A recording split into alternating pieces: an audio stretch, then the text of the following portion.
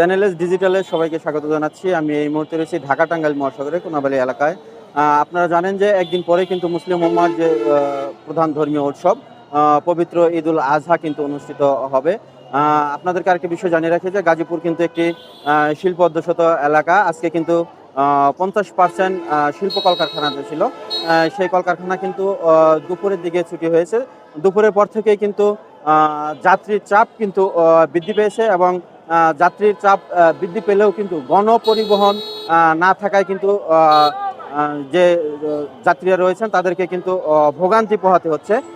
আপনাদেরকে যদি একটু ক্যামেরার মাধ্যমে একটু দেখানোর চেষ্টা করছি যে যাত্রীরা কিন্তু গণপরিবহন না পেয়ে কিন্তু জীবনের ঝুঁকি নিয়ে কিন্তু যে ট্রাক এবং যে পিক আপগুলি রয়েছে সেগুলিতে কিন্তু তারা নারীর টানে কিন্তু তারা বাড়ি ফিরছেন। আপনাদেরকে যদি একটু দেখাই যে ঢাকা টাঙ্গাইল যে মহাসড়কটি রয়েছে কোনাবাড়ি এলাকায় কিন্তু কোনো গণপরিবহন না থাকায় কিন্তু তারা হেঁটেই তাদের গন্তব্যের দিকে যাচ্ছেন। আপনাদেরকে আরেকটি বিষয় জানিয়ে রাখি যে আমরা সকাল থেকে কিন্তু দেখেছি যে যাত্রীরা যেটি অভিযোগ করেছেন যে অতিরিক্ত ভাড়া, সেই অতিরিক্ত ভাড়ার বিষয়টি কিন্তু বাংলাদেশ যে সেনাবাহিনী সদস্যরা রয়েছিলেন তারা কাউন্টারে এসে এর সত্যতা পান এবং 1500 টাকা করে যে ভাড়া কুড়িগ্রামে কোনাবাড়ি থেকে যে কুড়িগ্রামের ভাড়া 1000 টাকা ছিল সেটি 1500 টাকা করে নেওয়া হচ্ছিল সেনাবাহিনীর তৎপরতা, সেটি কিন্তু বন্ধ হয়ে যায়। দুপুরের পর থেকে কিন্তু সকল পোশাক কারখানা ছুটি হওয়ার কারণে কিন্তু যাত্রীদের চাপ কিন্তু এই মুহূর্তে ঢাকা টাঙ্গাইল মহাসড়কে বৃদ্ধি পেয়েছে।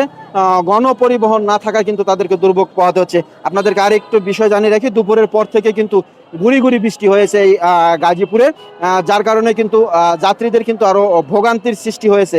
অনেকেই যানবাহন না পেয়ে ইজি বাইক, অটোরিকশা যেগুলি রয়েছে সেগুলিতে চন্দ্রার উদ্দেশ্যে তারা রওনা হয়েছেন।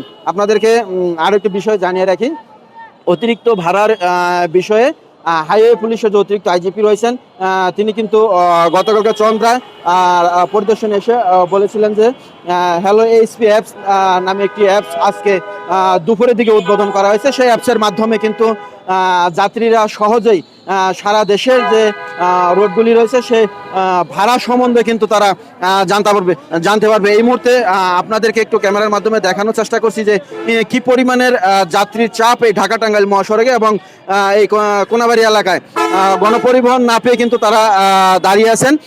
কিন্তু তারপরেও প্রিয়জনের সাথে ঈদ করতে কিন্তু তারা বাড়ির উদ্দেশ্যে রওনা দিয়েছেন। বেশি ভোগান্তির সৃষ্টি হয়েছে দুপুরের পর থেকে কিন্তু, যেটি বলছিলাম যে গুড়ি গুড়ি বৃষ্টি হওয়ার কারণে কিন্তু যাত্রীদেরকে ভোগান্তির পোহাতে হচ্ছে। তো এই ছিল ঢাকা টাঙ্গাইল মহাসড়ক থেকে সর্বশেষ তথ্য। Mokles Rahman, channel S, Konabari, Gazipur.